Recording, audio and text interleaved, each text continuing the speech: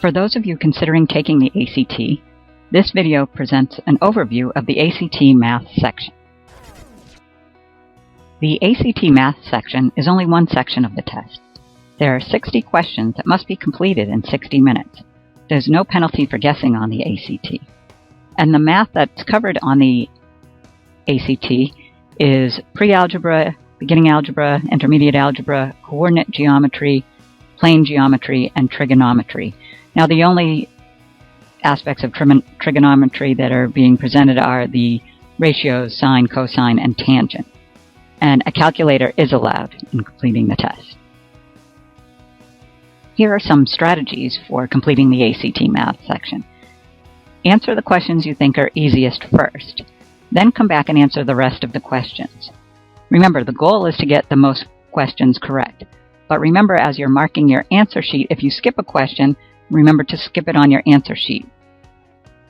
Figures for determining areas and volumes, as well as the ratios for special triangles, such as the 45-45-90 or 30-60-90, right triangles are not given. So make sure you know them or know how to figure them out. In rare instances, they may give you some of this information. And lastly, use your test booklet to write your calculations down. Don't try to keep your calculations in your head, because then you might get flustered and it will take you longer to answer the question. And for those of you that want to know what's different between the ACT and the SAT Math sections, as I said, the ACT Math is just one 60-minute section with 60 questions. The SAT Math has 3 sections: a 25-minute section with 20 questions, a 25-minute section with 18 questions, and a 20-minute section with 16 questions. Some of the questions are what the SAT calls grid-in questions, and because you're not given any answer choices, there's no penalty for guessing here.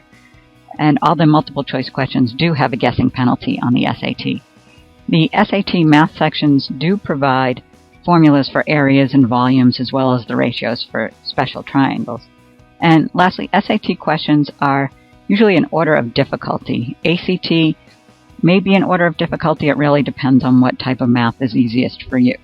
So here is an overview of the ACT Math, and in future videos I will go into more depth with regard to the algebra, geometry, and trigonometry covered on the test.